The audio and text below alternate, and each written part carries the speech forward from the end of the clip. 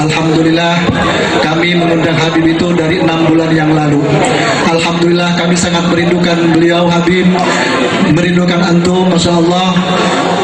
Alhamdulillah, pada kesempatan ini kami bisa meratap antum, bisa bersama imam besar kita Dr. Al-Habib Muhammad Rizik bin Hussein Shihab LCMA. Alhamdulillah sudah ada depan kita. Dan ini sebelum kita mendengarkan apa yang akan disampaikan oleh guru kita, sedikit akan disampaikan. Saya menjawab, ada orang yang bertanya kepada saya, kenapa sih harus Habib yang ceramah? Ada yang bertanya seperti itu. Mungkin sedikit saya akan menjawab, mumpung ada guru kita di sini. Kalau mungkin salah jawaban saya mohon diluruskan. Kalau benar ya alhamdulillah. Kalau tidak salah, Allah berfirman dalam Al-Quran, "Qul la as'alukum alaihi ajra illal mawaddah fil qurba." Allah berfirman dalam Al-Quran, "Qul," katakanlah wahai Muhammad, "la as'alukum alaihi ajra illal mawaddah fil qurba." Aku tidak meminta upah apapun menyampaikan syariat agama Islam ini terkecuali hanya satu, mawadah fil qurba, cintai keluargaku, kata Rasul. Rasulullah diperintah oleh Allah Subhanahu wa taala untuk menyampaikan ini supaya kita sebagai umat Rasulullah sallallahu alaihi wasallam mencintai dzurriyyat Rasul. Lagi ingin mendengar siraman rohani dari Habibana, guru kita yang sudah hadir dalam kesempatan ini. Maka oleh sebab itu kita persilahkan kepada guru kita, Pak Ilahi falyatafaddal mashkura. Takbir! Takbir! Takbir! Allahumma sholli ala Muhammad. Assalamualaikum warahmatullahi wabarakatuh.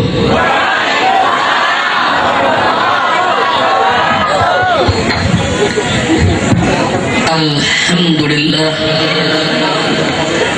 alhamdulillahil jabbaril qahhar,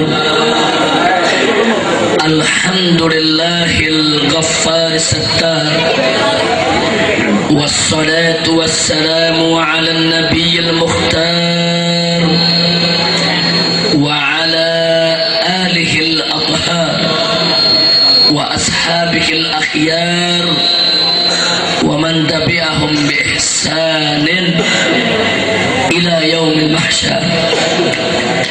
Ashhadu an la ilaha illallah wahdahu la syarika lah wa ashhadu anna sayyidana Muhammadan abduhu wa rasuluh la nabiyya ba'dah. Allahumma salli wa sallim wa barik ala sayyidina wa habibina wa syafi'ina wa maulana nabiyyina Muhammadin ala alihi at-tahirin at-tayyibin wa ashabihi al-ghurr al-mayamin wa man tabi'ahum bi ihsanin ila yaumiddin. في هذه المناسبة السعيدة وبمثل هذا الاجتماع المبارك لا أنسى أن أوصيكم جميعا ونفسي بتقوى الله وبطاعة رسول الله صلى الله عليه وسلم. نسأل الله سبحانه وتعالى أن يهدينا إلى صراطه المستقيم ويجعلنا من المتقين ويدخلنا جناته جنة jannatan na'im bi sayyidil mursalin walhamdulillahi rabbil alamin. Taqabbalallahu minna wa minkum fataqabbal ya karim. Kepada para alim ulama, para kiai, para ajengan, para tuan-tuan guru yang sama kita cintai dan sama kita muliakan, dan selalu kita doakan semoga segenap para kiai, para alim ulama, para guru kita senantiasa mendapatkan kekuatan istiqamah di jalan Allah, diberkahi setiap langkah perjuangan dakwahnya, dan diberikan kemenangan dari dunia hingga akhiratnya. Amin ya rabbal alamin. Dan secara khusus salam penghormatan ini kita sampaikan kepada keluarga besar dari guru kita, orang tua kita yang telah meninggalkan kita 14 tahun yang lalu, sahibul haul almarhum wal maghfurulah Kiai Haji Matinuddin Ibrahim. Allah subhanahu wa ta'ala an yataghashahu birahmati wal maghfirah wa an yataqabbala minhu jami'a salihati wa tajawaz anhu jami'a sayyiati wa an yaj'alahu min ahlil khair wa yajma'ahu ma'a jami'i ahlil khair wa yab'athahu fi sumrati ahlil khair wa an yunzila alayhi fi qabrihi kulla khair wa ila hadratin nabi sayyidina Muhammadin sallallahu alaihi wasallam bisirril Fatihah.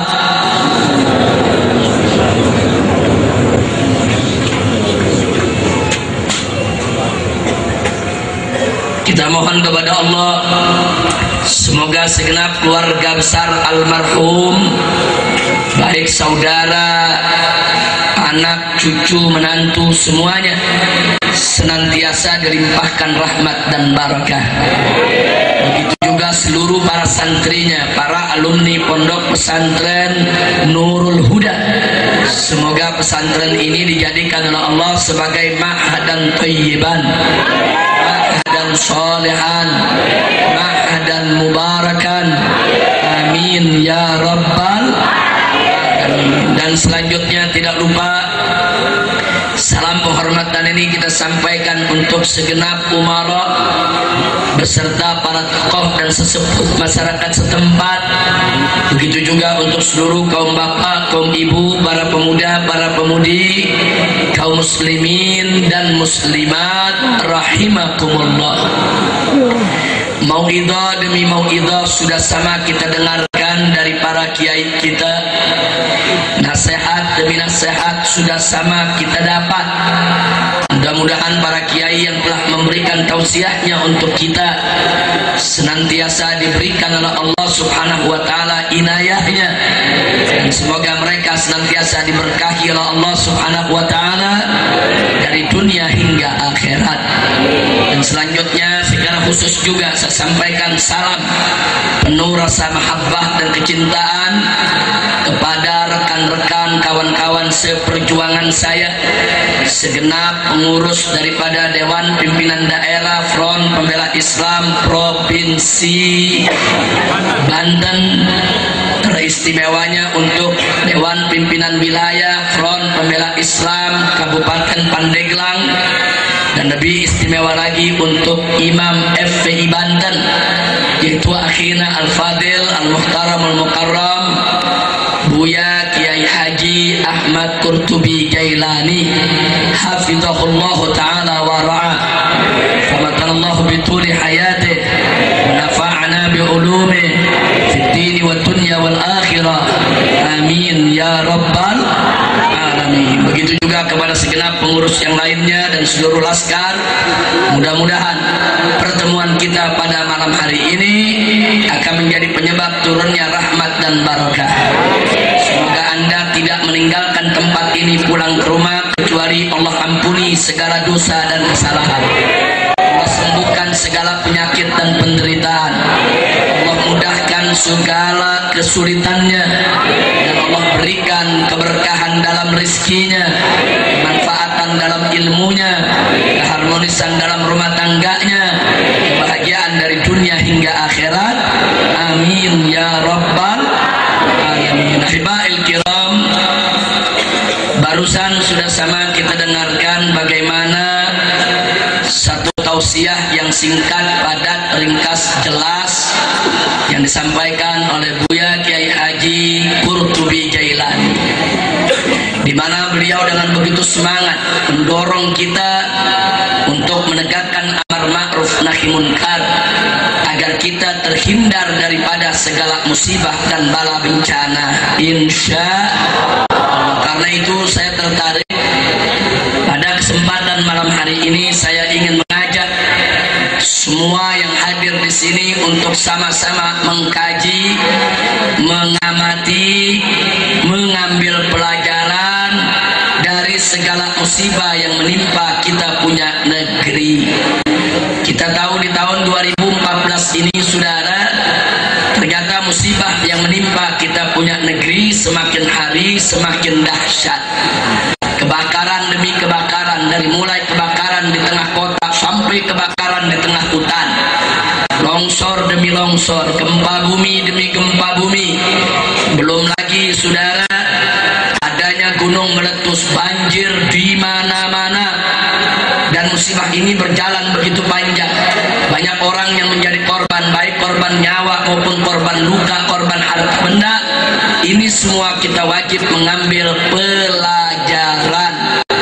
Nah, karena itu saudara, kalau kita bicara tentang musibah, musibah itu dari bahasa Arab, asaba yusibu, musibah. Musibah itu artinya kullu amrin makruhin, segala sesuatu yang menimpa kita, yang kita tidak suka, yang kita tidak senang, yang membuat kita menjadi tidak tenang dan tidak nyaman, itu disebut musibah. Apakah musibah itu berbentuk penyakit, atau kelelahan, atau pening, pusing, atau duka, atau kesedihan, atau kesusahan, sampai tertusuk sebuah duri pun sekedar rasanya seperti digigit semut, itu juga disebut musibah. Berarti apa yang kita lihat daripada bencana kebakaran, kebanjiran, saudara, dan lain sebagainya, itu semua disebut musibah. Kira-kira jelas tidak? Jelas tidak? Jadi musibah ialah apa saja kejadian yang menimpa kita, yang kita menjadi tidak tenang, tidak nyaman, yang kita tidak suka, terkena daripada kejadian tersebut, itu disebut musibah. Kecurian itu musibah, dicaci maki orang itu musibah, dianiaya juga musibah, saudara.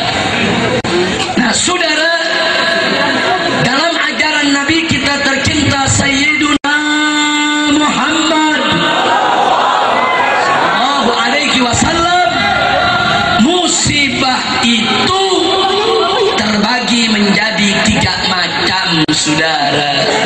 Terbagi berapa? Yang pertama sebagai mihnah, sebagai imtihan. Musibah sebagai ujian dan cobaan, saudara. Itu yang pertama. Yang kedua, musibah sebagai indar, sebagai tahdzir, sebagai peringatan. Dan yang ketiga, musibah sebagai adab, sebagai siksa, sebagai kemurkaan Allah, kemarahan Allah, laknat dari Allah. Itulah 3 jenis musibah yang kita mesti kenali, saudara, supaya kita tidak salah menerjemahkannya. Pertanyaannya, bagaimana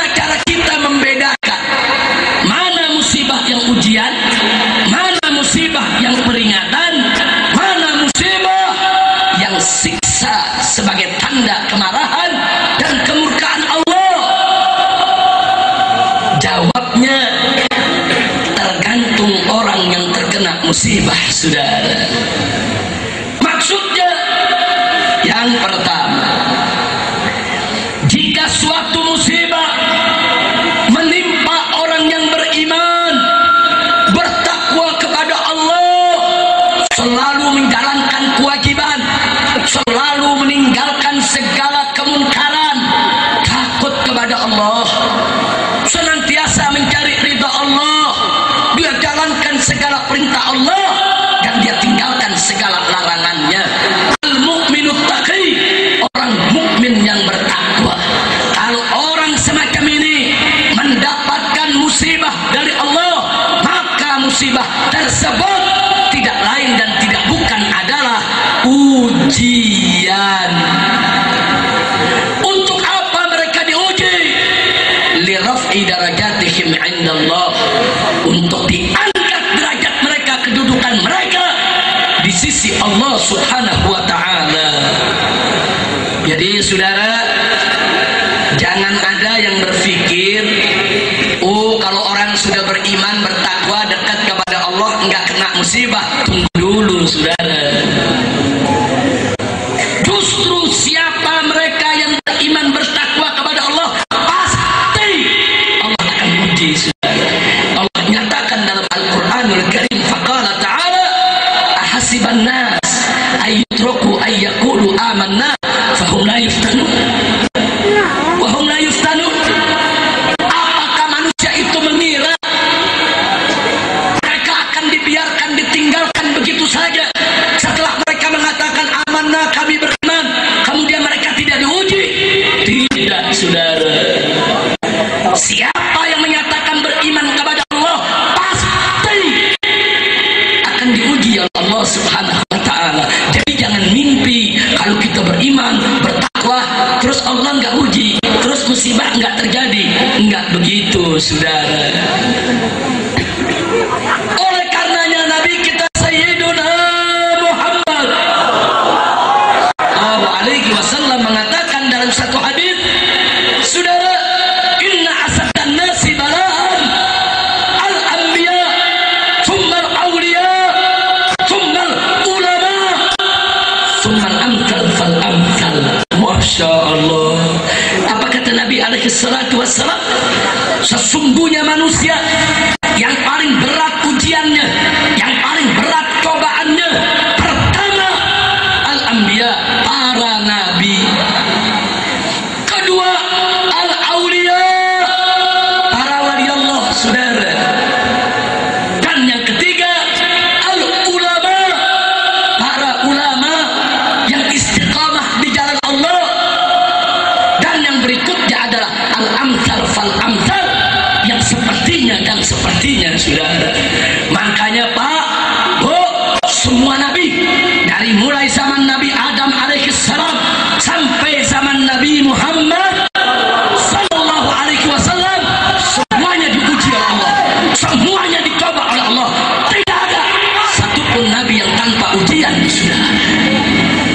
Bahkan kita punya Nabi alaihi salatu wassalam, tidak ada hari tanpa ujian. Tidak ada hari tanpa ujian. Tidak ada hari tanpa cobaan. Enggak ada, saudara.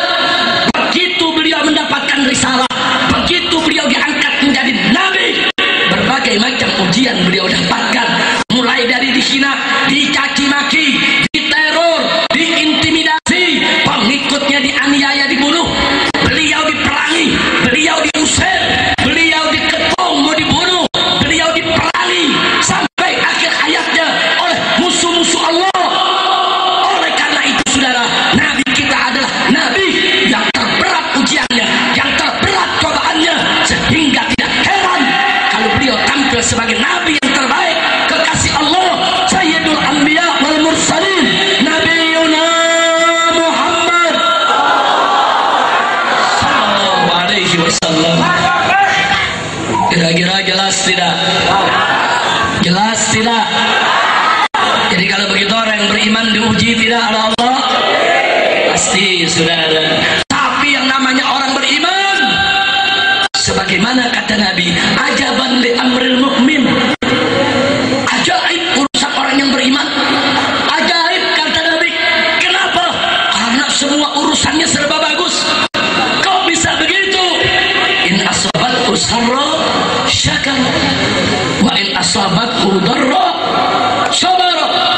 Masya Allah. Sebab orang beriman itu kalau dia dapat kesenangan dia bersyukur, kalau dia dapat kesusahan dia bersabar. Ajaib, enggak ada yang susah bagi orang yang beriman, saudara. Makanya orang yang beriman bertakwa kepada Allah diuji model bagaimana saja mereka anggap itu bukan musibah, saudara. Tetap mereka nikmati, mereka bersyukur, mereka bersabar, mereka pasrah kepada Allah. Hidupnya tetap baik, jiwanya tetap tenang, pikirannya tetap tentram. Itulah sebabnya akhirnya mereka makin ditingkatkan derajatnya oleh Allah.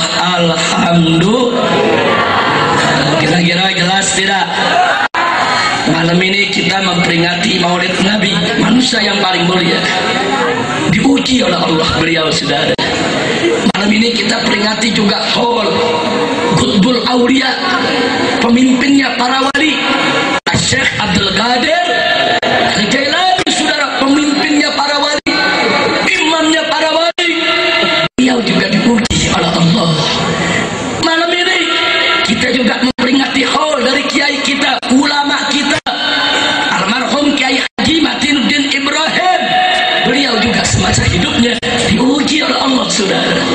Di tempat yang Nabi katakan tadi, mulai dari anbiya, aulia, ulama, semuanya pasti diuji oleh Allah. Alhamdulillah. Kira-kira jelas tidak? Betul. Yang kedua, musibah sebagai peringatan. Bagaimana musibah yang menjadi peringatan? Yaitu musibah yang menimpa kaum muslimin, yang dia berbuat baik tapi kadang-kadang lalai berbuat maksiat. Dia sholat taat tapi kadang-kadang suka terjerumus juga dalam kemunkaran, saudara. Termasuk orang yang suka gali lubang tutup lubang. Di hari bikin baik, besok bikin dosa. Yang begini banyak gak? Banyak gak? Banyak gak? Orang muslim yang seperti ini, kalau dapat musibah, itu adalah peringatan dari Allah. Loh, kenapa diperingati? Karena Allah masih sayang sama dia. Allah menginginkan taatnya ditingkatkan, maksiatnya stop, kebaikannya ditingkatkan, keburukannya stop. Allah kasih peringatan agar dia sadar, agar dia insaf, agar dia taubat, dia tingkatkan daripada taatnya, stop maksiatnya, tingkatkan kebaikannya, stop keburukannya, saudara. Kalau orang macam ini mendapat musibah, kemudian insaf, kemudian sadar, maka musibahnya akan menjadi penghapus dosanya. Itu yang Nabi sabdakan dalam satu hadis sahih, sebagaimana dinukilkan oleh Al-Imam Nawawi dalam kitab Riyadhus Shalihin. Apa kata Nabi? Ma asabal muslima min nasabin wala wasabin. Tidaklah seorang muslim ditimpa suatu musibah, baik berupa rasa lelah atau berupa suatu penyakit, balah hammin wala ada, atau rasa duka, kesedihan yang mendalam, atau dianiaya, dia menderita hatta syauka yushakuha, atau tertusuk sebuah duri, illa kecuali ghafarallahu biha min khataya, kecuali Allah ampuni daripada kesalahannya dengan akibat lantaran musibah yang dia dapatkan, saudara. Alhamdulillah. Nikmat tidak jadi orang Islam, nikmat tidak jadi orang Islam. Tertusuk sebuah duri seperti digigit semut, ada dosa yang dihapus. Salat, dia syukur, dia sabar, dia pasrah kepada Allah tanpa mengeluh, dia insaf, dia sadar, dia stop maksiatnya, dia tingkatkan taatnya. Niscaya niscaya musibahnya akan hapus dia punya dosa. Alhamdulillah. Makanya dulu Nabi kalau nengokin para sahabat yang sakit dari berbagai macam kalangan, apa doa Nabi? Tahurun insyaallah. Nabi kalau nengokin orang sakit, itu doa Nabi, tahurun insyaallah. Maksudnya apa? Semoga kau disucikan oleh Allah dan kau punya penyakit. Kalau tertusuk sebuah duri seperti digigit semut, ada dosa yang dihapus. Bagaimana penyakit yang lama? Bagaimana penyakit yang menaun? Bagaimana orang yang menderita berkepanjangan akibat penyakitnya? Kalau dia sabar, dia syukur, dia tidak mengeluh, saudara, makin panjang dia punya penyakit, makin lama dia punya penderitaan, makin bersih Allah sucikan dari dosa. Alhamdulillah. Kira-kira jelas tidak? Jelas tidak? Mudah-mudahan yang hadir di sini termasuk golongan yang pertama. Amin. Kalau dapat musibah merupakan ujian. Amin. Sekurang-kurangnya kalau kita bukan golongan pertama, kita termasuk golongan kedua. Diampuni kita punya dosa. Amin ya Rabbal. Yang ketiga, saudara, musibah sebagai azab, sebagai siksa, sebagai bentuk kemurkaan Allah, kemarahan Allah, laknat dari Allah. Musibah yang mana? Musibah yang menimpa orang-orang yang tidak ada ikan di sisi Allah. Seperti siapa? Orang kafir, orang musyrik, orang munafik, orang fasik, zalim, mujrim, ahli maksiat yang tidak mau taat kepada Allah, dia tidak mau sholat, dia tidak mau zakat, dia tidak mau puasa, setiap hari kerjaannya maksiat, saudara. Dia berzinah, dia tenggak minuman keras, dia berjudi, semua kejahatan dia lakukan. Walaupun dia ngaku orang Islam, saudara. Jadi orang kafir dan ahli maksiat yang tidak mau tobat, kalau mereka mendapat musibah, musibah tersebut adalah azab, siksa dari Allah. Siksa yang Allah dahulukan di dunia, sedangkan siksa akhirat yang menanti, wal adabul akhirati akbar. Adab akhirat lebih besar lagi Allah siapkan, saudara. Na'udzubillah min dzalik.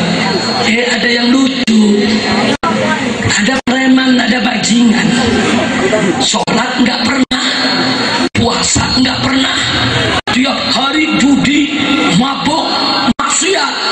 Sekali waktu dapat musibah, ditanya temennya, kau dari mana? Apa dia bilang? Saya lagi diuji nih sama Allah. Lagi diuji, muka lu gile. Diuji dari mana, saudara? Preman, bajingan, sholat nggak pernah, ibadah nggak pernah, tiap hari maksiat. Ditanya sama temennya, ente kemana aja? Anda lagi diuji nih sama Allah. Ale lu gomengan. Adakah yang begitu? Adakah yang begitu? Mana orangnya?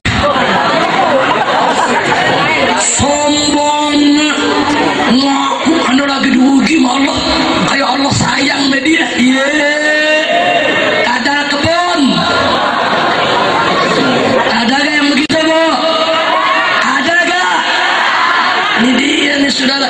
Saudara, Nabi saja, para wali saja, saudara, kalau mereka dapat musibah, itu ujian buat mereka, tapi mereka nggak berani ngaku-ngaku diuji Allah, saudara. Saking takutnya, saking tawaduknya, kalau mereka dapat musibah, mereka istighfar, mohon ampun kepada Allah. Mereka takut, mereka khawatir. Kalau itu adab dari Allah, saudara. Padahal ini Nabi, padahal ini wali, Allah nggak adab, Allah kasih ujian, tetap takut. Ada preman bajingan, sholat nggak pernah, tiap hari maksiat, sombong. Allah lagi ujiannya, jading pasir. Adakah yang begitu? Nggak boleh,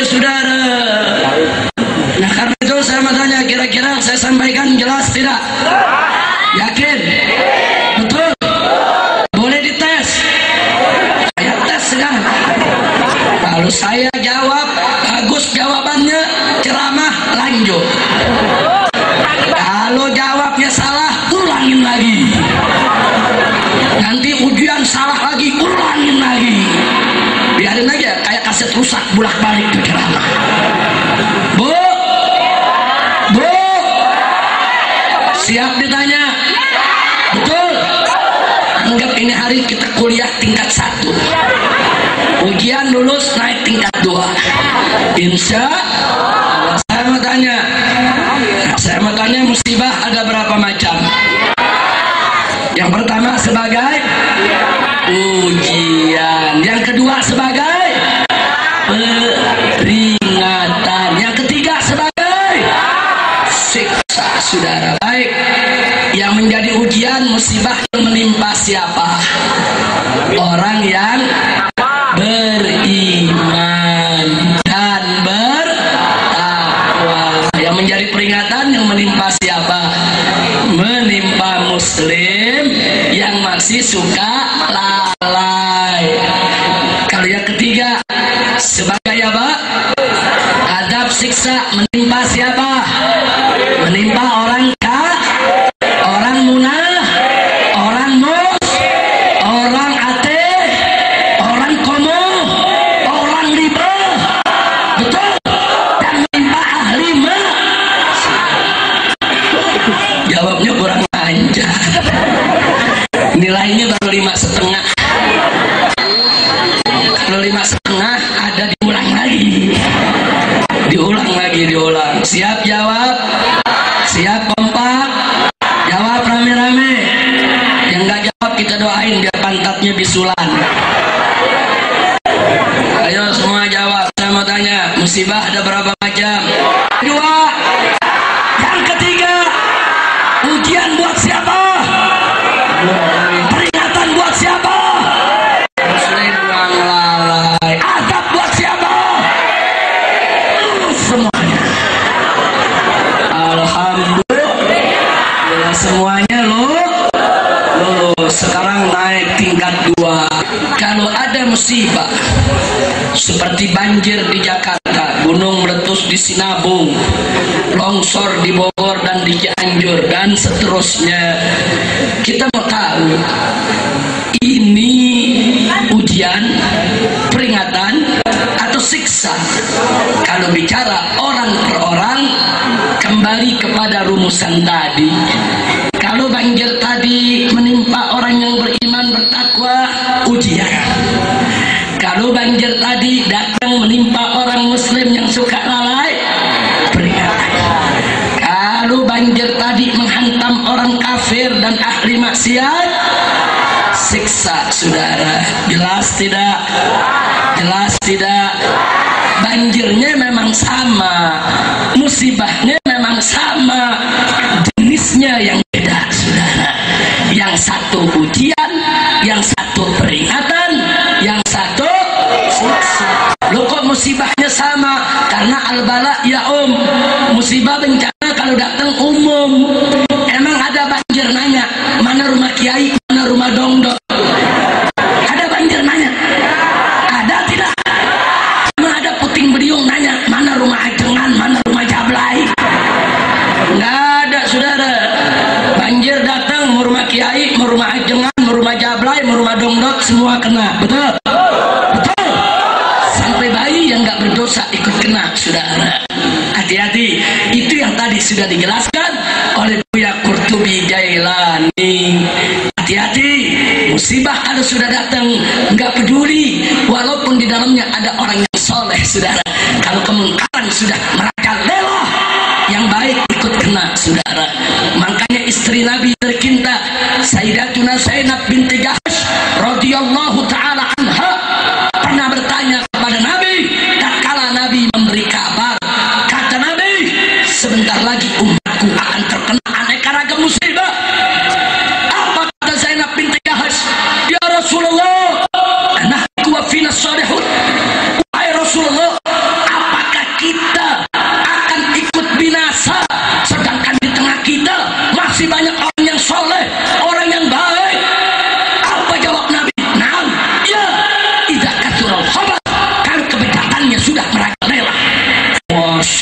Allah. Kalau kebijakannya sudah merajalela, suara ulama sudah tidak didengar, amar ma'ruf nahi munkar sudah tidak mempan, yang jahat lebih banyak, yang jahat yang menguasai, saudara, maka ketika itu Allah yang akan turun tangan, saudara.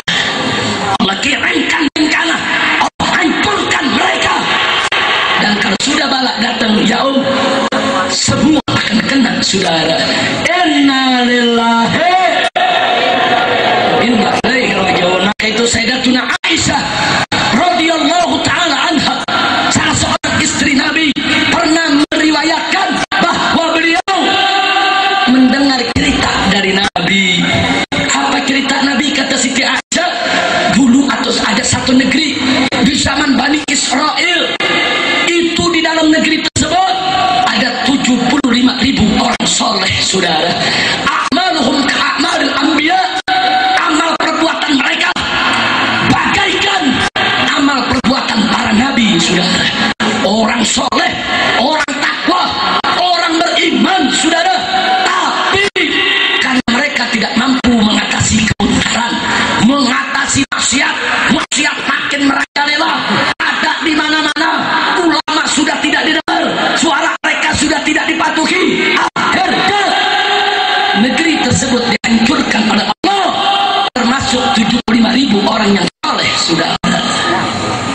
Na'udzubillah min dzalik. Maka betul yang dikatakan Buya Qurtubi tadi, walaupun banyak ulama, banyak buya, banyak habib, banyak kiai di satu daerah, kalau kemungkaran sampai merajalela, kalau kita kalah dari maksiat, maksiat lebih banyak daripada taat, saudara. Di mana-mana orang bikin kemungkaran secara terang-terangan, secara terbuka, maka aneka ragam bencana dan malapetaka akan datang. Na'udzubillah min dzalik. Kira-kira jelas tidak? Itu saya ulangi, yang barusan saya cerita itu musibah orang per orang. Orang per orang introspeksi diri. Oh, saya dapat musibah, introspeksi. Saya ini masuk golongan yang mana? Oh, alhamdulillah, saya masuk golongan yang pertama. Oh, berarti ujian. Oh, saya masuk golongan yang kedua, berarti peringatan. Saya harus insaf dan sadar. Oh, saya masuk golongan yang ketiga. Emang saya nggak pernah sholat. Emang saya zina, judi tiap hari. Kalau begitu, ini siksa dari Allah. Untung masih selamat, hidup nggak mati, sehingga masih ada kesempatan untuk bertaubat. Coba begitu didapat musibah, dalam keadaan nasihat, dalam keadaan durhaka kepada Allah, dicabut dia punya nyawa, dia mati dalam keadaan su'ul khatimah. Na'udzubillah min dzalik. Kalau orang mati su'ul khatimah, masuk neraka jahanam. Bu, siksa neraka yang paling ringan, batu kerikil dari dalam neraka ditaruh di telapak kaki penghuninya, itu isi kepala mendidih, saudara. Itu isi kepala, otaknya pecah, meledak, mendidih. Itu yang paling ringan. Bagaimana yang berat, saudara? Na'udzubillah min dzalik. Mau masuk surga? Mau masuk surga? Betul. Jangan bikin maksiat kepada Allah. Insya Allah. Kira-kira jelas tidak? Jelas tidak? Paham semua? Alhamdulillah. Nah, saudara, sekarang bagian yang kedua. Barusan saya cerita orang per orang, orang per orang. Sekarang saya nggak cerita orang per orang, saya bicara komunitas masyarakat satu negeri, saudara, satu bangsa, satu negara. Jadi kalau satu negeri dapat musibah, ini ujian atau siksa, ada dalil lain, saudara. Mari kita baca ayatnya. Allah menyatakan dalam Al-Quranul Karim, faqala ta'ala, walau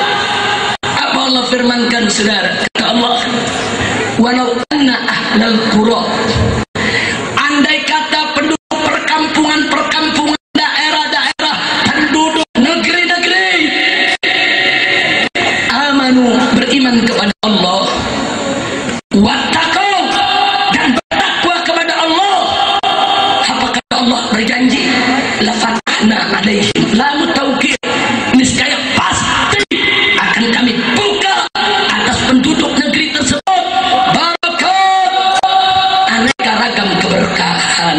Allah tidak mengatakan barakah, tapi Allah menyatakan barakat, macam-macam keberkahan. Minas sama'i wal ard, baik keberkahan yang Allah turunkan dari langit maupun keberkahan yang Allah keluarkan dari perut bumi, saudara. Ini janji Allah. Innallaha la yukhliful mi'ad. Sesungguhnya Allah tidak pernah dan tidak akan pernah mengingkari janjinya. Allah janji kalau penduduk satu negeri beriman, bertakwa, pasti Allah buka semua pintu keberkahan, saudara. Berkah alamnya, berkah cuacanya, berkah lautnya, berkah daratnya, berkah gunungnya, berkah lembahnya, berkah hutannya, berkah sawahnya, berkah kebunnya, berkah ekonominya, berkah politiknya, berkah keamanannya, berkah pendidikannya, berkah teknologinya, berkah masyarakatnya, berkah nafkahnya, berkah segalanya. Ini janji Allah. Kuncinya iman dan takwa, saudara. Tapi sayang, sejuta sayang, Allah nyatakan kepada kita walakin kadzabu, akan tetapi penduduk negeri mendustakan agama Allah, mendustakan hukum Allah, mendustakan ajaran Allah. Lalu apa yang terjadi, kata Allah, fa akhadnahum bima kanu yaksibun, maka niscaya kami siksa mereka dengan apa yang mereka lakukan. Saudara, ini ayat negara tentang siksa dunia, apalagi siksa akhirat, saudara. Inna lillahi wa inna ilaihi raji'un. Dalam satu ayat ada janji, ada ancaman, saudara. Penduduk satu negeri beriman, bertakwa, Allah berkahi. Kalau penduduk satu negeri tidak beriman, tidak bertakwa, saudara, Allah nggak berkahi. Macam-macam bencana, malapetaka, siksa Allah kirim. Maka itu, saudara, kalau satu negeri beriman, bertakwa, ulamanya amanah, umaroknya adil, rakyatnya taat kepada Allah dan Rasulnya, negaranya pasti berkah. Tapi kalau satu negara tidak beriman, tidak bertakwa, ulamanya khianat, umaroknya tidak adil, rakyatnya tidak taat, maka bencana dan malapetaka Allah akan kirim, sebagaimana tadi yang sudah diceritakan oleh Buya Qurtubi Jailani. Sudah hati-hati. Nah, sekarang mari kita lihat Indonesia. Apa nama negara kita? Yang kompak, yang keras, yang tegas. Indonesia. Indonesia, kalau penduduknya beriman, bertakwa, ulamanya amanat, umaroknya adil, rakyatnya taat, ini negeri pasti Allah berkahi, saudara. Ini negeri tak bakal Allah kasih bencana, Allah kasih malapetaka, tidak. Kita sekarang bicara negara, kita bukan bicara orang per orang. Kalau orang per orang tadi sudah kita jelaskan, saudara. Musibah bagi yang beriman, ujian. Bagi muslim yang suka lalai, peringatan. Bagi orang kafir atau yang jadi ahli maksiat, adab dan siksa. Itu perorangan. Sekarang kita bicara negara, bukan orang per orang, tapi seluruhnya menjadi satu kesatuan, sudah. Saudara, Indonesia ini negara kaya, kaya luar biasa. Kekayaan apa yang Indonesia tidak punya? Nikel, tembaga, platinum,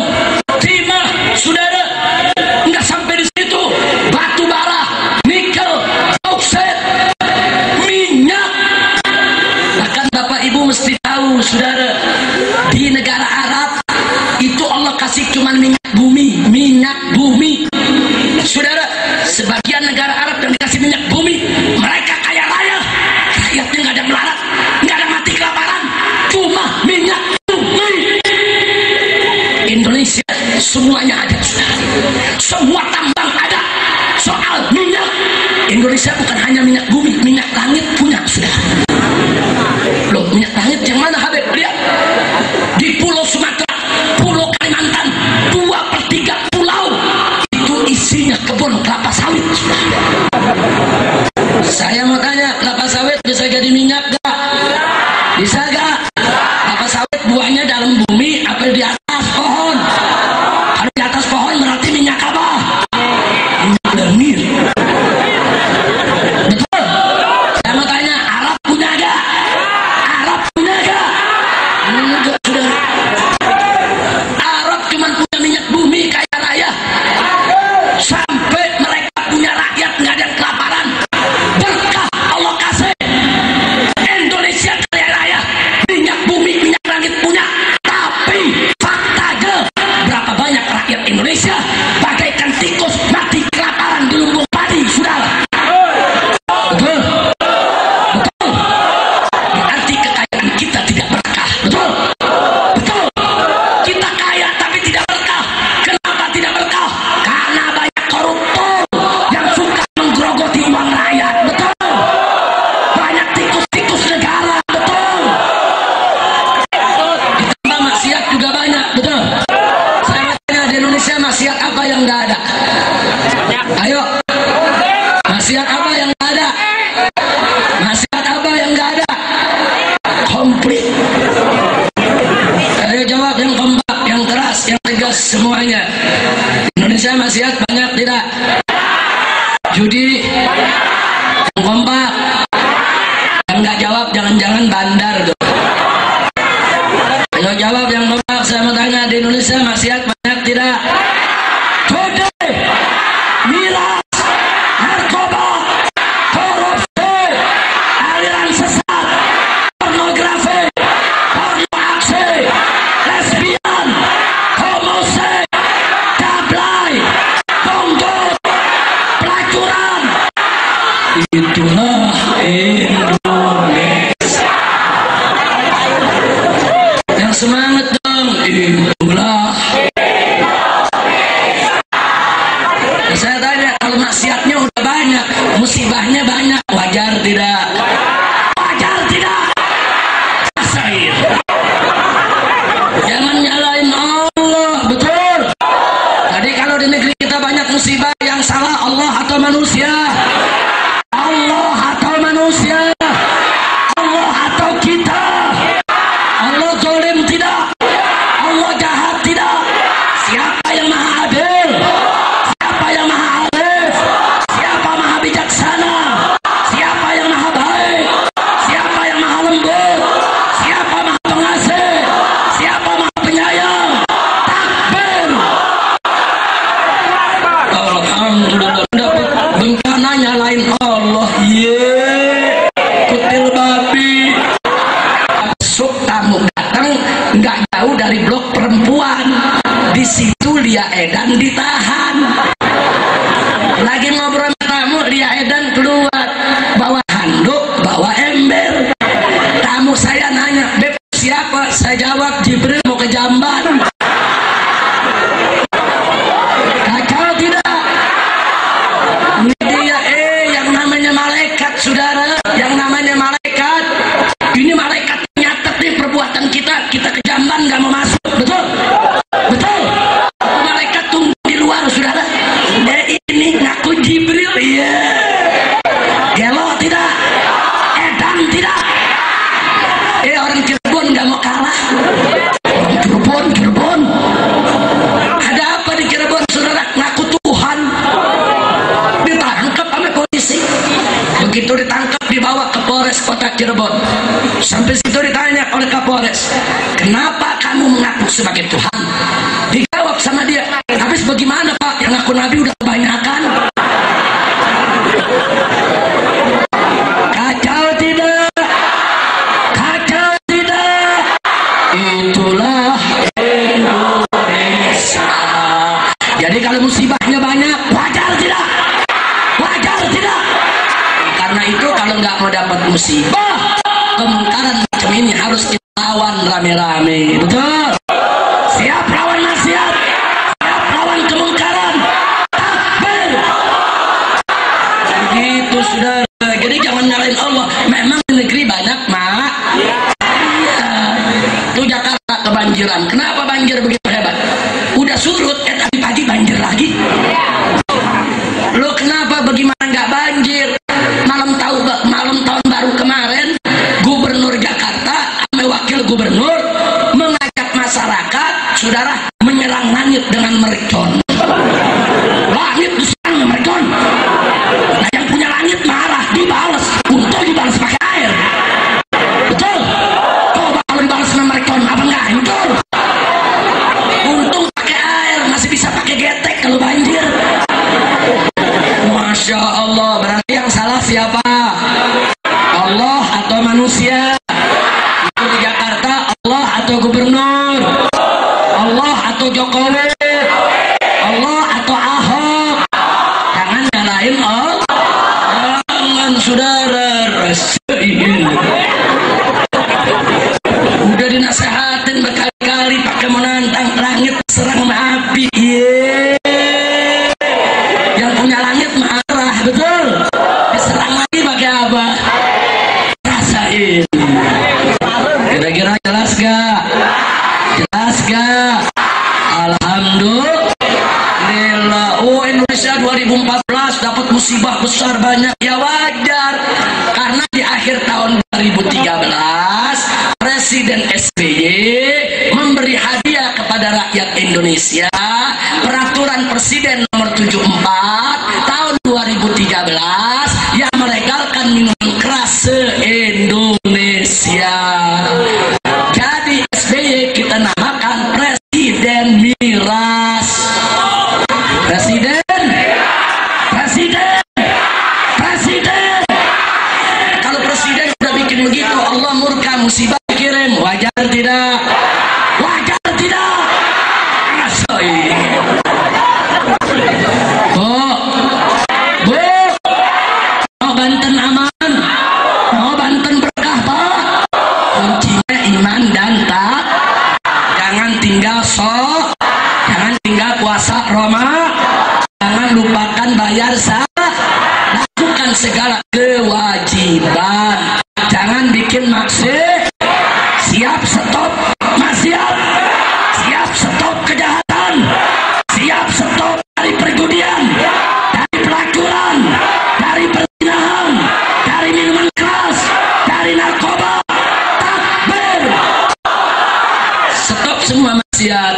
Insya Allah Banten akan menjadi baldatun thayyibatun wa rabbun ghafur. Amin ya rabbal iman ala mada sholli wa sallim da iman ala mada wal ali wal ashab biman qad wahada biman qad wahada. Enak, nikmat, suka sholawat. Betul. Untuk bela Islam FPI siap dicaci. Bela Islam FPI siap dimusuhi. Untuk bela Islam FPI siap mati. Iman ala mada sholli wa sallim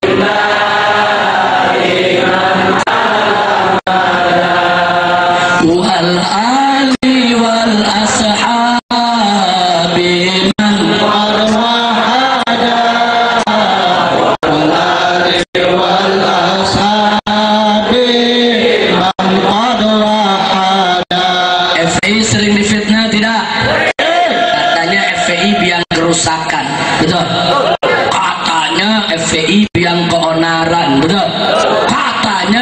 FPI bidang kerusuhan, betul. Akhirnya rame-rame minta FPI dibubarkan, betul, betul, betul, betul, betul. FPI sering difitnah tidak? Sering difitnah tidak? Lagi-lagi FPI dituduh yang kerusakan. Lagi-lagi FPI dituduh yang keonaran. Lagi-lagi FPI dituduh yang kerusuhan.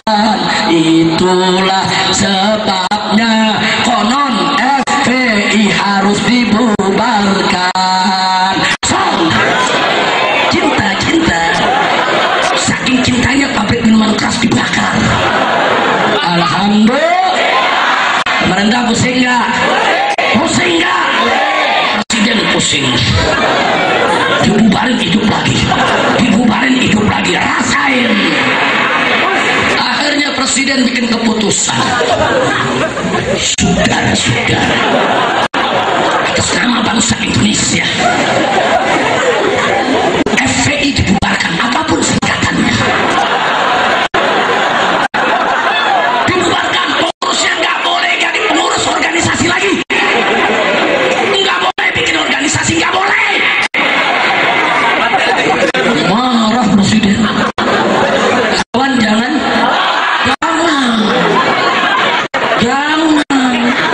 Kita mesti taat sama pemerintah. Ikut bubar. Lalu bagaimana? Begitu dibubarkan nggak boleh bikin organisasi lagi. Kita umumkan se-Indonesia bahwa seluruh pengurus FPI dan seluruh aktivis serta laskarnya mulai hari ini organisasi kita bubarkan secara total. Kartu buang, jaket bakar, nggak boleh berorganisasi. Tapi seluruh anggota FPI dari Sabang sampai Merauke harus menjadi masyarakat. Jadi kalau besok ada sarang minuman keras, bakar atas nama masyarakat. Betul. Sarang pelacuran, bakar atas nama masyarakat. Ada sarang narkoba, bakar atas nama polisi. Nanya saya, Habib Rizik ini bagaimana? Anggotanya di mana-mana ngamuk. Oh, itu bukan anggota saya, Pak. FPI udah bubar. Ya, tapi ini orang-orang nggak bisa, itu masyarakat. Saya bukan pemimpinnya, betul? Ya, tapi saya akan tanggung jawab, Habib. Ya, RT RW. Betul? Karena ini masyarakat, tangkap lurahnya. Setuju? Setuju? Polisi pusing. Saya kalau ditanya, saya nggak tahu, nggak tahu. Habib ini tapi yang ngamuk kemarin itu anggota FPI kemarin. Sekarang udah nggak ada, Bapak nggak dengar pengumuman presiden? Udah nggak ada, udah bubar. Bubar. Tak kurang tegas, FPI atau miras? Nggak cakep tuh. Katan Haul Qutbul Aulia, yaitu Syekh Abdul Qadir Al-Jailani, sekaligus peringatan daripada haul yang ke-14, yaitu almarhum al-maghfurullah Kiai Haji Matinuddin Ibrahim. FPI atau judi, FPI atau miras, FPI atau narkoba, FPI atau pornografi, FPI atau porno aksi, FPI atau pelacuran, FPI atau homoseks, FPI atau lesbi, FPI atau aliran sesat, FPI atau liberal, FPI atau Ahmadiyah. Betul? Yakin? Setuju? Takbir. Bismillahirrahmanirrahim. Semuanya